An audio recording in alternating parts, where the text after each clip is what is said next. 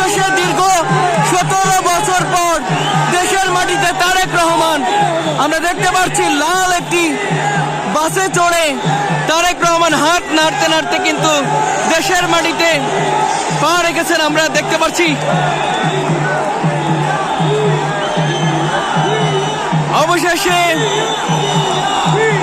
বাংলাদেশের মাটিতে পা রেখেছেন তারেক রহমান।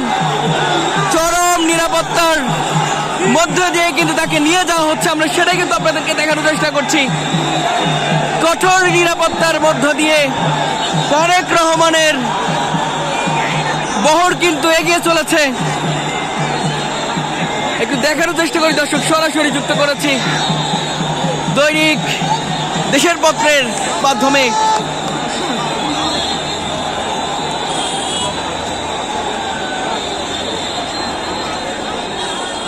অবশেষে দীর্ঘ 17 বছর পর দেশের মাটিতে তারেক রহমান এবং তার এই প্রত্যাবর্তন ঘিরে যত জল্পনা কল্পনা সকল কিছুর হয়তো আজ অবসান ঘটতে চলেছে।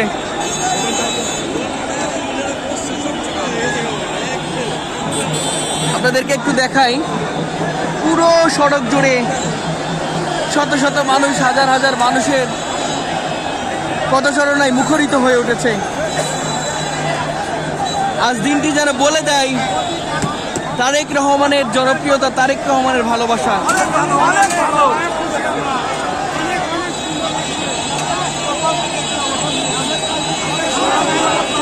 দীর্ঘ 17 বছরের প্রতীক্ষা, তিতিক্ষা সকল অবসান ঘটলো। আমরা দেখানোর চেষ্টা করি একটু আপনাদেরকে, দেখতে পারবেন কি পরিমাণ মানুষের উচ্ছ্বাস, আনন্দ আজকে রাজধানীর সড়কে লক্ষ্য করতে পারছি।